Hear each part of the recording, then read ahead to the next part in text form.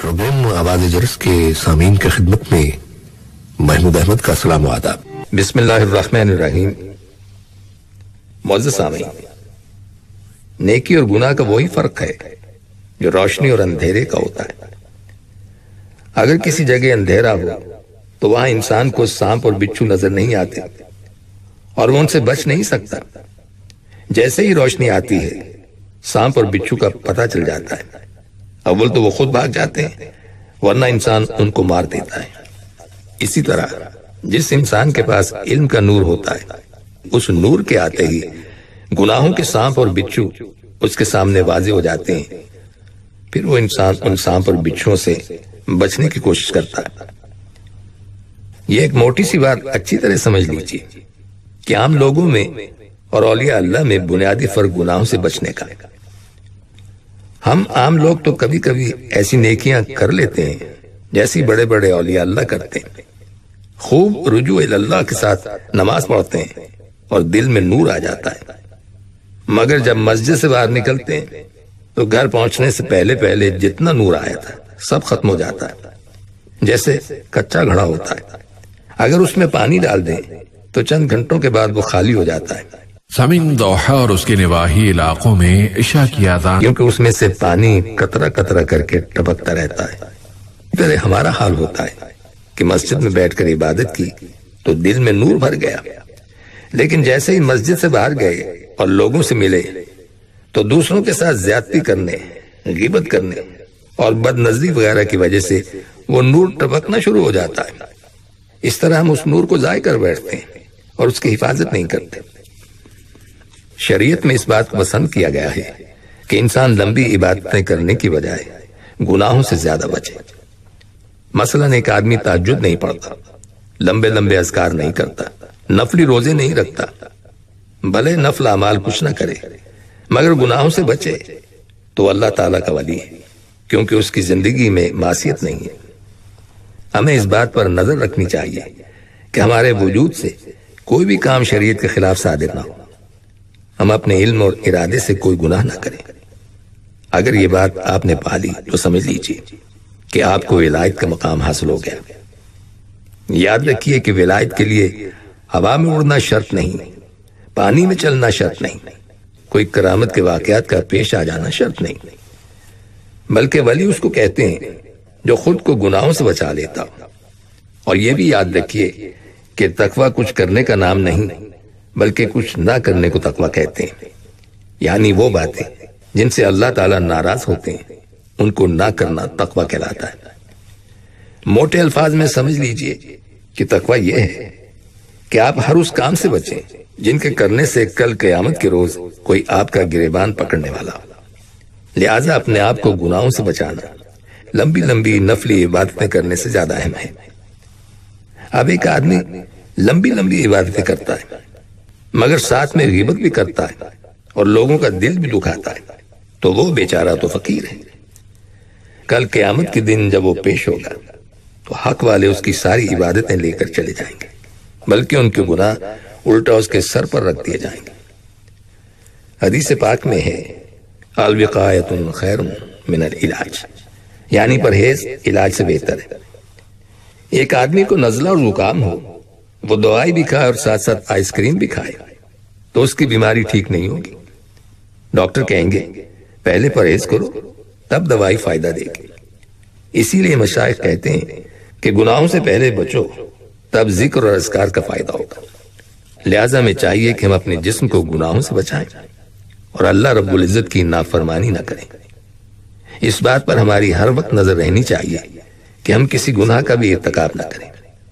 हम सुबह उठे तो दिल में यह नीयत हो कि मैंने आज कोई गुनाह नहीं करना, फिर सुबह से शाम तक इस कोशिश में लगा रहे कि आंख से कोई गुनाह ना हो, जुबान से कोई गुनाह ना हो, शर्मगाह से कोई गुनाह ना हो, हाथ पांव से कोई गुनाह ना हो। एक बुजुर्ग ने बड़ी प्यारी बात लिखी है।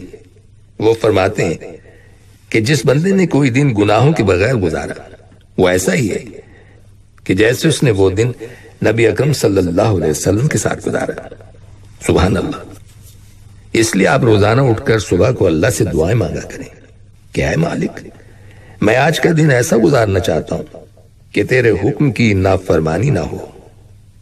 اگر کوئی ایک دن بھی ہماری زندگی میں ایسا ہو تو ہم امید کر سکتے ہیں کہ اس کی برکت سے قیامت کے روز ہم پر اللہ کی رحمت ہو جائے گی۔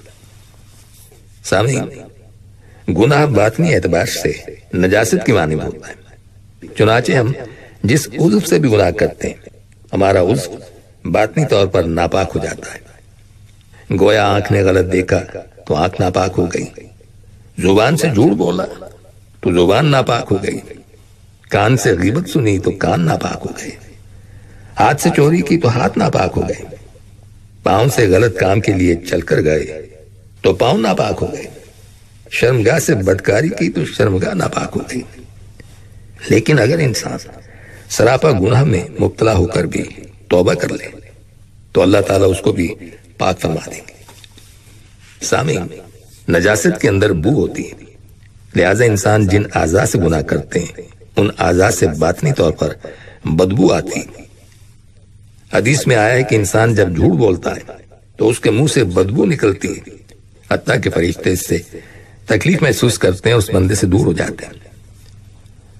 حدیث میں آیا ہے کہ جب آدمی کی وفات کا وقت قریب آتا ہے تو ملک الموت کے ساتھ آنے والے دوسرے فرشتے اس آدمی کی اعضاء کو سونگتے ہیں۔ جن جن اعضاء سے اس نے گناہ کیے ہوتے ہیں ان اعضاء سے ان کو بدبو محسوس ہوتی ہے، جیسے بچے ہوئے کھانے کو عورتیں سونگ کر پتہ لگا لیتی ہیں کہ یہ ٹھیک ہے یا خراب ہے۔ ذرا سی مہک محسوس ہو تو وہ کہتی ہیں کہ کھانا خراب ہے۔ بالکل اسی طرح فرشتے موت کے وقت انسان کے اعضاء کو سونگتے ہیں، اگر ان میں گناہوں کی بدبو ہو تو انہیں پتہ چل جاتا ہے، اور جو توبہ طائب ہونے والا نیکوکار انسان ہوتا ہے اس کے اعضاء گناہوں سے پاک ہوتے ہیں، لہذا ان سے بدبو محسوس نہیں ہوتی۔ حضرت عمر رضی اللہ تعالیٰ عنہ کے پاس ایک صاحب آئے اور آپ نے دیکھ کر فرمایا کہ لوگوں کو کیا ہو گیا کہ وہ ہماری محفلوں میں بے محابہ چلے آتے ہیں اور ان کی نگاہوں سے زنا ٹپکتا ہے۔ اس سے پتہ چلا کہ بسا اوقات گناہوں کی بدبو بعض نیک لوگوں کو دنیا میں بھی محسوس ہو جاتی ہے۔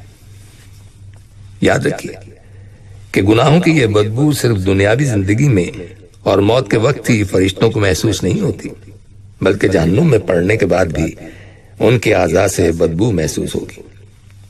چنانچہ حدیث میں آیا ہے کہ جو انسان زناکار ہیں جہنم میں ڈالنے کے باوجود ان سے ایسی بدبودار ہوا نکلے گی کہ سارے جہنمیوں کو پریشان کر دے گی، اور وہ بڑے غصے کے ساتھ اس جہنمی کو دیکھ کر کہیں گے کہ تیرے جسم سے کیسی بدبو نکلی جس نے جہنم کے اندر ہماری تکلیف میں اضافہ کر دیا۔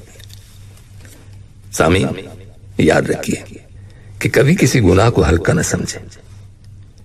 حافظ ابن قیم رحمۃ اللہ علیہ فرماتے ہیں کہ اے دوست، گناہ کرتے ہوئے یہ نہ دیکھ کہ یہ چھوٹا ہے یا بڑا، بلکہ اس پروردگار کی عظمت کو دیکھ کہ جس کی تو نافرمانی کر رہا ہے۔ کبھی کسی نے چھوٹے بچھو کو اس لیے ہاتھ نہیں لگایا کہ یہ چھوٹا ہے، کبھی کسی نے چھوٹے انگارے کو ہاتھ لگایا کہ یہ چھوٹا ہے۔ سب چھوٹے بچھو سے بھی ڈرتے ہیں، چھوٹے سانپ سے بھی ڈرتے ہیں، اور چھوٹے انگارے سے بھی ڈرتے ہیں، کیونکہ وہ نقصان دہ ہوتے ہیں۔ لیکن اگلی بات سن لیجئے کہ بچھو، سانپ اور انگارے کا نقصان پھر بھی کم ہوتا ہے، اور گناہ کا وبال اس سے بہت زیادہ ہوتا ہے۔ سامعین، توبہ کرنے کے دو فائدے۔ اگر آپ نے اپنے دل میں پکا ارادہ کر لیا کہ رب کریم آج میں نے اپنے سب گناہوں سے توبہ کر لی، تو سمجھ لیجئے کہ ہم نے اپنے دل کو دھو لیا اور ہم نے اپنے آپ کو اللہ رب العزت کے قریب کر دیا۔ جب تک گناہوں کو نہیں چھوڑیں گے اس وقت تک اللہ رب العزت کا وصل نصیب نہیں ہوگا۔ یہی وجہ ہے کہ ہمارے بزرگوں کے پاس جب بھی کوئی آتا ہے تو وہ سب سے پہلا کام یہ کرواتے ہیں کہ بھائی اپنے گناہوں سے توبہ کرو۔ بعض اوقات شیطان دل میں یہ بات ڈالتا ہے کہ فلاں گناہ نہیں چھوڑ سکتا، تو بھائی اپنے آپ کو سمجھائیے کہ اگر ہم گناہ نہیں چھوڑ سکتے تو اللہ تعالیٰ تو ہم سے گناہ چھوڑوا سکتے ہیں، کیونکہ ہمارے دل اس کی انگلیوں کے درمیان ہیں۔ اللہ تعالیٰ جیسے چاہتے ہیں دلوں کو پھیر دیتے ہیں۔ اگر اللہ تعالیٰ نے دلوں کو پھیر دیا تو پھر گناہوں کو چھوڑنا آسان ہو جائے گا۔ اس لیے توبہ کرنے کی سچی پکی نیت کیجیے اور گناہ کو چھوڑنے کا ارادہ کیجیے۔ بھلے کوئی بندہ روز گناہ کرتا ہے پھر بھی وہ سچی توبہ کی نیت کر لے۔ اس کے دو فائدے ہوں گے۔ ایک فائدہ تو یہ کہ اس توبہ کی وجہ سے آج تک جتنے گناہ کیے ہیں وہ تو معاف ہو جائیں گے، پچھلا حساب بے باک ہو جائے گا۔ اور دوسرا فائدہ یہ ہے کہ اللہ رب العزت مدد فرما کر آئندہ بھی حفاظت فرمائیں گے۔ اول تو 2 فائدے ملیں گے، ورنہ ایک فائدہ تو لازمی ملے گا۔ لہذا توبہ ایک ایسا عمل ہے جو ہر وقت کرتے رہنا چاہیے، تاکہ اس توبہ سے ہمارے سابقہ سب گناہ معاف ہو جائیں۔ ورنہ شیطان کئی دفعہ ورغلاتا اور کہتا ہے کہ 900 چوہے کھا کر بلی حج کو چلی۔ شیطان ذہن میں ایسی بات ڈال دیتا ہے کہ میں تو روزانہ گناہ کرتا ہوں، میں کیسے توبہ کر سکتا ہوں؟ ارشاد باری تعالیٰ ہے، میرے بندے 100 دفعہ توبہ توڑ بیٹھا تو اب بھی میرے در پر آ جا، میرا در کھلا ہے، تو توبہ کرے گا تو میں تیری توبہ قبول کروں گا۔ سامعین، اللہ رب العزت کی ذات بڑی رحیم اور کریم ہے۔ بندے سے معافی مانگنی ہوتی تو یہ بڑا مشکل کام تھا، شکر ہے کہ اللہ تعالیٰ سے معافی مانگنی ہوتی۔ البتہ جو حقوق بندوں کے تلف کیے ہیں وہ تو بندے سے ہی بخشوانے ہوں گے۔ لہٰذا اگر آپ محسوس کرتے ہیں کہ آپ نے کسی کا دل دکھایا ہے اور کسی کا حق مارا ہے تو اس بندے سے معافی مانگ لیجیے، کیونکہ اس دنیا کی شرمندگی تھوڑی ہے اور آخرت کی شرمندگی بڑی اور بری ہے۔ اب یہاں ایک مسئلہ سن لیجیے۔ اللہ تعالیٰ کا ارشاد ہے کہ جو گناہ کرے گا اس کو اس کی سزا ملے گی۔ دنیا کی سزا یہ ہے کہ یا تو اللہ تعالیٰ گناہوں کی وجہ سے اس پر پریشانیاں ڈال دیں گے اور پھر گناہ کو معاف کر دیں گے، اور اگر پریشانیاں نہ ڈالیں تو پھر اگر وہ بندہ خود توبہ کر لے تو اس سے اللہ تعالیٰ اسے معاف کر دیں گے۔ یہ بھی تو ایک قسم کی سزا ہی ہے کہ ایک بندہ اپنے دل میں نادم اور شرمندہ ہو جائے اور اللہ تعالیٰ سے معافی مانگتا رہے، تو جس بندے نے بھی گناہ کیا اس کو 2 میں سے ایک آگ میں جلنا پڑے گا، یا تو دنیا میں ندامت اور شرمندگی کی آگ میں جلے، اندر ہی اندر کوڑھن ہو، ندامت ہو، معافی مانگ رہا ہو اور توبہ کر رہا ہو۔ اگر وہ دنیا میں ندامت کی آگ میں جلے تو اللہ تعالیٰ آخرت کی آگ سے محفوظ فرمائیں گے، اور اگر دنیا میں نادم اور شرمندہ نہیں ہوگا تو ان گناہوں کی وجہ سے آخرت کی آگ میں جلنا پڑے گا۔ آپ خود ہی فیصلہ کیجیے کہ آسان طریقہ کون سا ہے۔ دنیا میں نادم اور شرمندہ ہو کر اللہ سبحانہ تعالیٰ سے معافی مانگ لینا زیادہ آسان ہے، کیونکہ ہم آخرت کی آگ میں جلنے کے متحمل نہیں ہو سکتے۔